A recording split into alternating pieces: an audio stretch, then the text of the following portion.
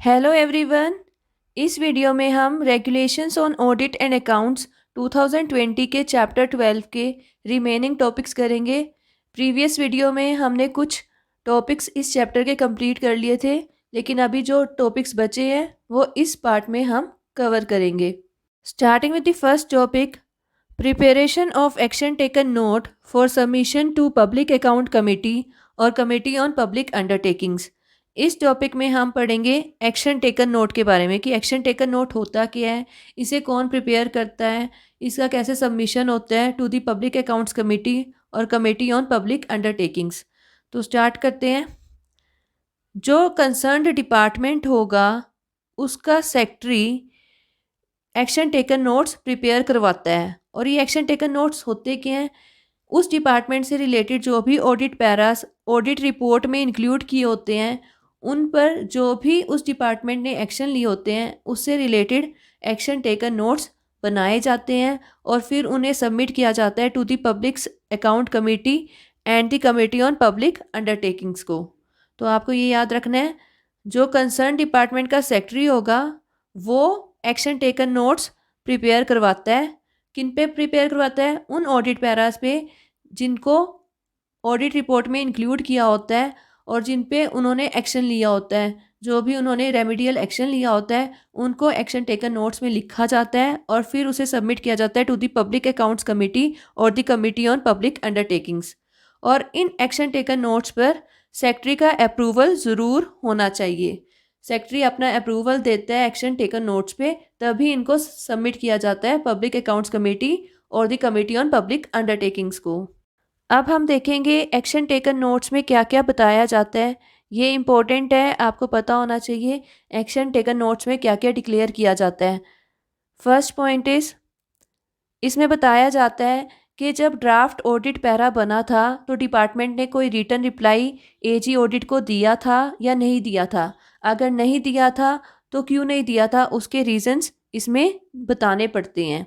तो first point है कि जब ड्राफ्ट ऑडिट पैरा बना था तो उसका रिटर्न रिप्लाई एजी ऑडिट को भेजा गया था या नहीं गया था।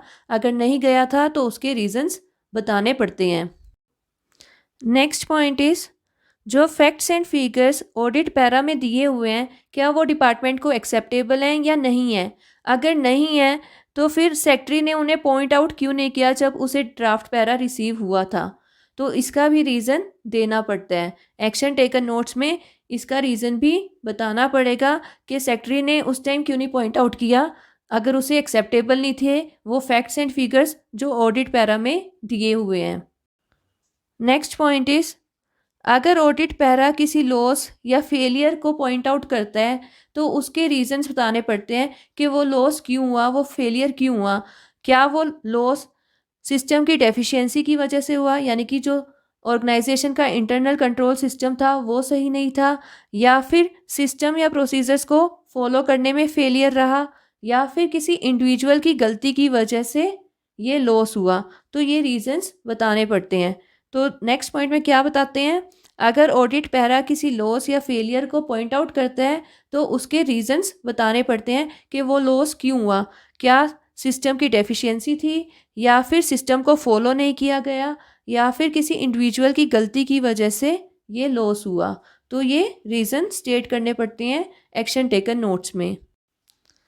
अगर जो लॉस हुआ है वो किसी इंडिविजुअल की गलती से हुआ है, जो पिछले पॉइंट में हमने पढ़ा कि अगर ऑडिट पैरा में कोई लॉस या फेलियर पॉइंट आउट होता है, अगर उसकी रिस्पॉन्सिबिलिटी किसी इंडिविजुअल पे फिक्स की जाती है तो हमें बताना होता है कि क्या एक्शन लिया गया, उस इंडिविजुअल के अगेंस्ट क्या एक्शन लिया गया और कितने टाइम में वो एक्शन कंप्लीट हो जाएगा, उसके बारे में भी इन नोट्स में बताना पड़ता है। नेक्स्ट पॉइंट इज़, अगर किसी ऑडिट पैरा में बताया गया है कि गवर्नमेंट ने किसी से रिकवरी करनी है तो उसका करंट स्टेटस भी इन नोट्स में इंक्लूड किया जाता है कि उस रिकवरी का करंट स्टेटस क्या है, कितनी अमाउंट रिकवर हो चुकी है या नहीं हुई, जो भी है सारी डिटेल एक्शन टेकन नोट्स में देनी पड़ती है। नेक्स्ट पॉइंट इज़, जो भी सजेशंस या रिकमेंडेशंस ऑडिट पैरा में दिए गए होते हैं उन पर क्या एक्शन लिया गया उसके बारे में भी बताया जाता है। ऐसे ही अगर कोई सिमिलर केसेस का रिजल्ट होता है उन पे रिव्यू करके क्या एक्शन लिया गया उसके बारे में भी एक्शन टेकन नोट्स में बताया जाता है। और क्या रेमेडियल एक्शन लिए गए ताकि दोबारा से सिमिलर केसेस फ्यूचर में ना हो, उसके लिए वो भी बताया जाता है कि अगर फ्यूचर में सेम केसेस ना हो, सेम फेलियर्स ना हो, उसके लिए जो भी रेमेडियल एक्शंस लिए जाते हैं उसकी डिटेल भी एक्शन टेकन नोट्स में बताई जाती है। और बाकी वैसी इंफॉर्मेशन जो पब्लिक अकाउंट्स कमेटी या कमेटी ऑन पब्लिक अंडरटेकिंग्स ने बोली होती है वो भी एक्शन टेकन नोट्स में इंक्लूड की जाती है। ये सारे 9 पॉइंट्स एक्शन टेकन नोट्स में इंक्लूड किए जाते हैं, अच्छे से एक्सप्लेन किए जाते हैं। Next topic is waiting of action taken notes and responses on the recommendations of public accounts committee और कमेटी ऑन पब्लिक अंडरटेकिंग्स। इस टॉपिक में हम पढ़ेंगे एक्शन टेकन नोट्स को कौन क्रिटिकली एग्जामिन करता है और जो पब्लिक अकाउंट्स कमेटी या कमेटी ऑन पब्लिक अंडरटेकिंग्स की रिकमेंडेशंस होती हैं उस पर कौन रिस्पॉन्स देता है और इसका क्या प्रोसीजर रहता है। इस प्रोसीजर को समझ लेते हैं। जो डिपार्टमेंट का सेक्रेटरी होता है वो एक्शन टेकन नोट्स का ड्राफ्ट बनवाता है और उसकी 2 कॉपीज़ एजी ऑडिट को भेज देता है ताकि एजी ऑडिट ड्राफ्ट को अच्छे से चेक कर ले, अच्छे से एग्जामिन कर ले। फिर एजी ऑडिट 1 महीने के अंदर अंदर duly vetted action taken notes को सेक्रेटरी के पास वापस भेज देता है। पूरी चेकिंग करके अच्छे से एक्शन टेकन नोट्स की वेटिंग करके उन्हें वापस 1 महीने के अंदर सेक्रेटरी के पास भेज देता है। तो ये पहला पॉइंट तो आपको याद रखना है। जो डिपार्टमेंट का सेक्रेटरी होगा वो एक्शन टेकन नोट्स का ड्राफ्ट बनवाएगा और उसकी 2 कॉपीज़ एजी ऑडिट के पास भेज देगा। फिर एजी ऑडिट उस ड्राफ्ट को अच्छे से एग्जामिन करेगा, अच्छे से उसकी वेटिंग करेगा और फिर 1 महीने के अंदर अंदर उसे वापस सेक्रेटरी के पास भेज देगा। तो अब जो सेक्रेटरी को ड्राफ्ट मिला है वो कैसा है, ड्यूली वेटेड है, मतलब एग्जामिन होने के बाद उसके पास एक्शन टेकन नोट्स आ गए हैं। उसके बाद डिपार्टमेंट का सेक्रेटरी इन वेटेड एटीएन्स को यानी कि जो एग्जामिन्ड एक्शन टेकन नोट्स हैं उनको कहाँ भेजेगा, उनकी 1 कॉपी भेजेगा मिनिस्ट्री ऑफ फाइनेंस को या फिर फाइनेंस डिपार्टमेंट को। वो डिपेंड करेगा कि किससे रिलेटेड है। अगर यूनियन का केस है तो फिर मिनिस्ट्री ऑफ फाइनेंस को जाएगी, अगर स्टेट या यूनियन टेरिटरी का केस है तो फिर फाइनेंस डिपार्टमेंट को जाएगी। तो 1 कॉपी जाएगी मिनिस्ट्री ऑफ फाइनेंस को या फिर फाइनेंस डिपार्टमेंट को, 1 कॉपी जाएगी एजी ऑडिट को और जितनी कॉपीज़ पब्लिक अकाउंट कमेटी या कमेटी ऑन पब्लिक अंडरटेकिंग्स ने बोल रखी होगी उतनी कॉपीज़ जाएंगी सेक्रेटरिएट को। किसके सेक्रेटरिएट को, पब्लिक अकाउंट कमेटी या कमेटी ऑन पब्लिक अंडरटेकिंग के सेक्रेटरिएट को उतनी कॉपीज़ जाएंगी जितनी उन्होंने मंगवाई होंगी।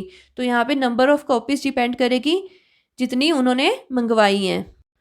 फिर सेक्रेटरिएट इन एक्शन टेकन नोट्स पे अपनी रिकमेंडेशंस, सजेशंस डिपार्टमेंट के सेक्रेटरी को भेजेगा।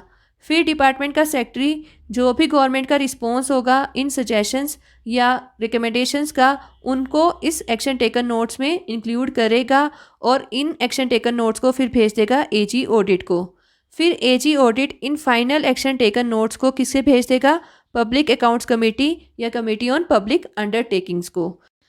तो ये जो एक्शन टेकन नोट्स का प्रोसीजर है ये आपको याद रखना है। Next topic is reporting of cases of delay. ये गवर्नमेंट की रिस्पॉन्सिबिलिटी होती है कि वो अच्छे से अच्छा सिस्टम इस्टेब्लिश करे ताकि जो भी रिस्पॉन्सेज हैं वो विद इन टाइम लिमिट्स दिए जाएं।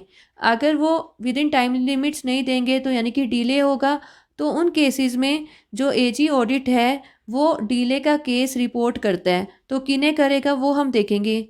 जो एजी ऑडिट है वो डिले का केस रिपोर्ट करेगा। यूनियन के केस में मिनिस्ट्री ऑफ फाइनेंस में जो डिपार्टमेंट ऑफ एक्सपेंडिचर होता है उसके सेक्रेटरी को, स्टेट के केस में करेगा चीफ सेक्रेटरी को, यूनियन टेरिटरी के केस में करेगा एडमिनिस्ट्रेटर को। तो ये याद रखने हैं आपको।